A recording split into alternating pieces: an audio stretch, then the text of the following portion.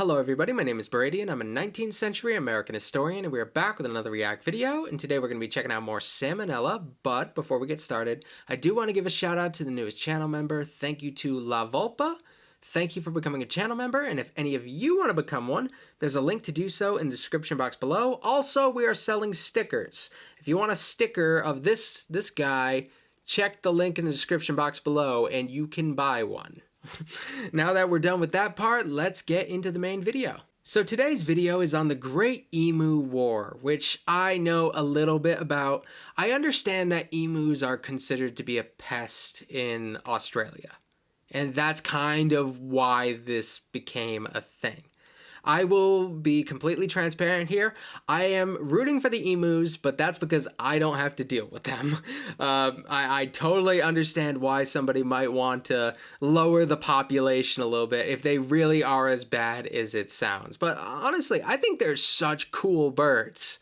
I really do think like big running birds are so cool. I don't know why. I never get to see them around here. We don't have that sort of thing. So it just feels so exotic to me. So I'm kind of excited to learn a little bit about this. And Australia is kind of insane. Americans have kind of a kinship with Australia among many other places for the crazy. We can do crazy too, and so can they. I like it. So let's get started with the video and let's talk about emus.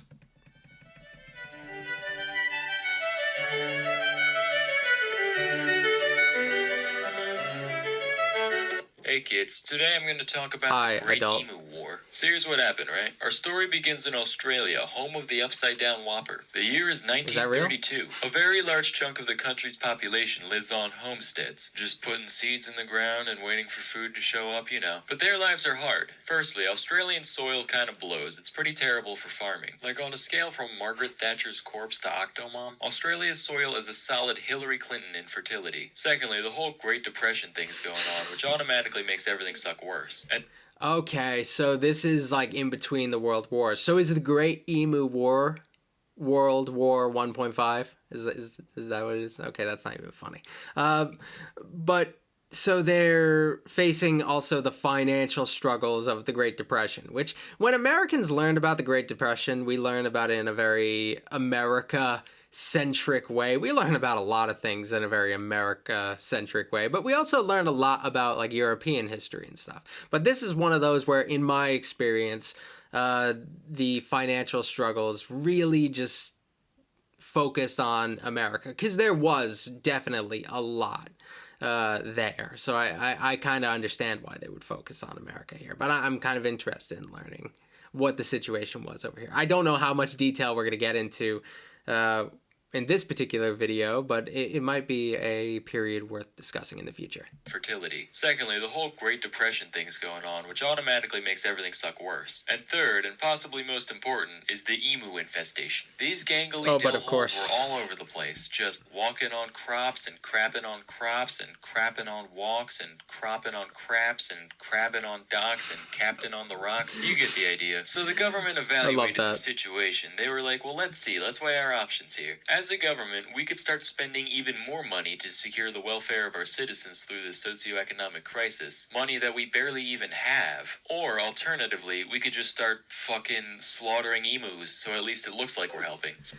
So, in a situation like a depression, when you don't seem to have a lot of money, that's kind of the time to lean into deficit spending. Right now, we can relate to that more than ever. Like, before the COVID stuff and everybody got hit so financially by it, it was pretty easy to dismiss things like cutting a check to ordinary people or stimulus payments and that sort of stuff. It was very easy to dismiss that sort of stuff financially. It's like, why would we do that? Now people, I think, are starting to understand, no, this is why deficit spending exists. These are the times in which you do that. So I feel like if we had emus, though, we'd probably go down a similar route. So that's what they did. Major G.P.W. Meredith of the Australian military was put in command of the operation, and he had a total of 2 soldiers at his disposal, each of which had a light machine gun. Additionally, the pair was given a total of 10,000 rounds of ammunition to be spent on taking out emus. So on paper, that sounds like a piece of cake. They're basically just big turkeys on stilts, so how hard could it be? Well, apparently, Seriously. pretty freaking hard. Let me learn you kids a thing or two about emus. First of all, emus are tough as hell. Their bodies are basically like meat-laden tanks. They could definitely take a bullet or 3 and still keep running long enough to get away. Secondly, these fuckers have tactics. Like guerrilla warfare, it ain't got shit on emu warfare. They start out in a big herd or flock or pod, I don't really know. Let me Google it. Okay, a group of emus is technically called a mob. So you got a big mob of emus, right? And as soon as they sense danger, they break up into a bunch of little mobs and start scattering in every direction. This actually sounds incredibly intelligent. I don't know if this is an instinct or something, but that's actually really clever. I guess the fact that emus travel in, like, packs of a kind is also a very interesting factoid there.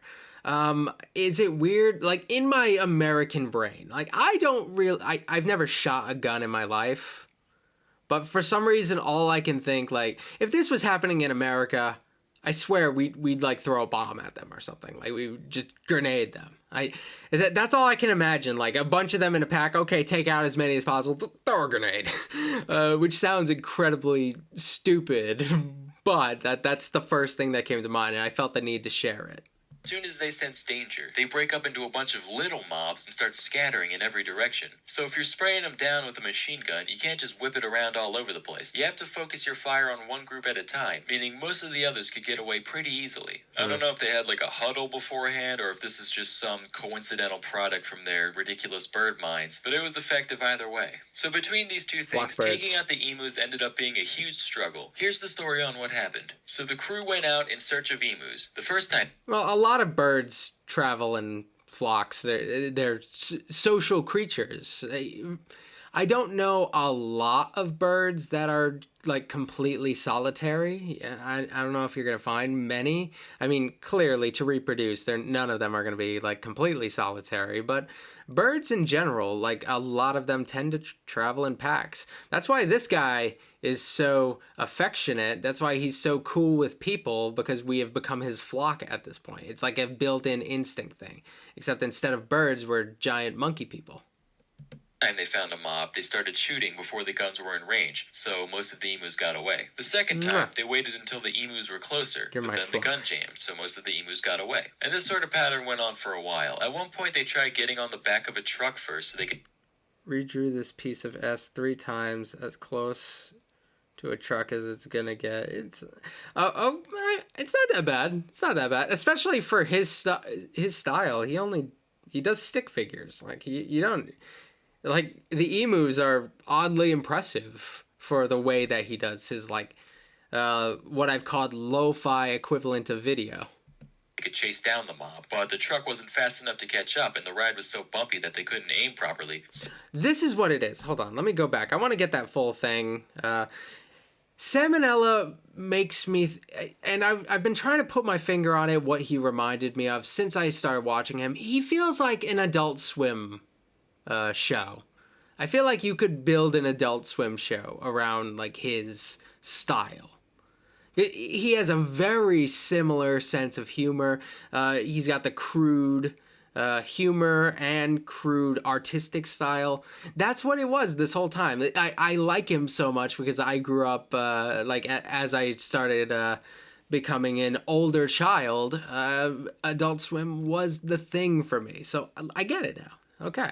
And this sort of pattern went on for a while. At one point, they tried getting on the back of a truck first so they could chase down the mob, but the truck wasn't fast enough to catch up, and the ride was so bumpy that I'd imagine they're pretty fast. So most of the emus got away. By the time they got a fourth of the way through their ammo, after 2,500 shots, only 300 or so had been killed, which is tiny compared to the 20,000 birds said to be roaming the outback. At this point, they were like, alright, if I have to look at one more of these Jimmy-legged big bird wannabes, I'm gonna start screaming, so you know what? Fuck it. Let the farmers handle it. Then the farmers were like, hey, jackholes, we're still starving out here. You still haven't given us those subsidies you promised. We had to feed the kids fucking dingo meat, which, you know, it's a nice change of pace to have the kids eating the dingoes for once, but that's beside the point. Could you dicks keep at least trying to help us? Thanks. The guys were like, alright, don't get your bogans in a bundle. We'll keep going if only to prove a point. So they kept going, just finding mobs, thinning them out slightly, rinse and repeat, until finally they only had like 100 bullets left. In total, the unit only had 986 confirmed kills. Some emus might have also died from their wounds after the fact, but still, a very large portion of the hordes was still alive. So the military was forced to surrender for real this time.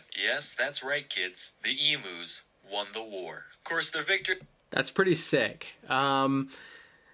It is very impressive to think that a country as powerful as Australia, which I think often goes underestimated by people like outside of Australia, they are pretty powerful on the world stage in general. To think that they were not able to handle this, I also kind of get it though. Domestic problems are hard. For some reason, it's easier for some countries to like smack down foreign problems, and then they can't handle their domestic problems. We'd know something about that. But we're also not very good at handling foreign problems. It's weird. Victory didn't last too long, because after the failed operation, the government put out a bounty on the emus, and that worked pretty well. Something like 50,000 bounties ended up being cashed out over 6 months in 1934. So the lesson here, kids, is that if you want to commit mass murder, don't crowdfund, crowdsource. Anyway, till next time, I'm Salmonella, and thank you for watching. I believe, it's not like, a bounty thing, but like pigeon hunting, isn't that like a thing they do in like New York or something? We have any New Yorkers? I believe I've heard of that. Like there's like so many pigeons that they basically said, okay, you can hunt pigeons in the city, just like throw rocks at them or something, which it feels effed up, but you know, when you have an out of control animal population, like I also try to be sympathetic that if they're actually causing some sort of a problem, like it makes me sad, and I'm going to root for the pigeons just like I'm going to root for the emus, but you know, also it's not in my backyard, so I don't know the struggle nearly as much. Go emus, man.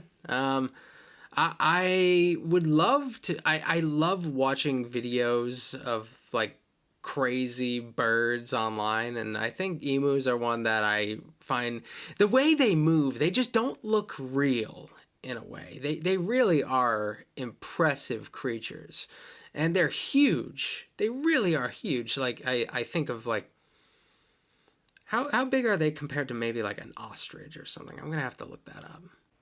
Okay, so emus are big, but ostriches are bigger.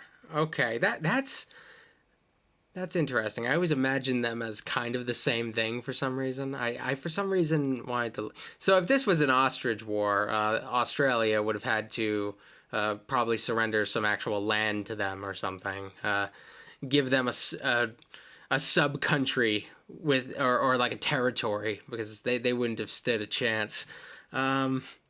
That's pretty funny. All right. So thank you guys for watching. I hope you guys enjoyed this video. I thought that was funny, and I'm looking forward to checking out the oversimplified video on the same subject. So if you want me to do that, let me know in the comments section. We'll find out how urgent we are to get to that. I might do the mini war series in order. I think that was the last one they have in the Mini Wars series, so maybe I'll start from the beginning and work my way up to it. Give us a little time between one video on the Emu War and the next. Maybe, I don't know. Oh well, whatever. Thank you for watching. I'll see you guys next time. Bye.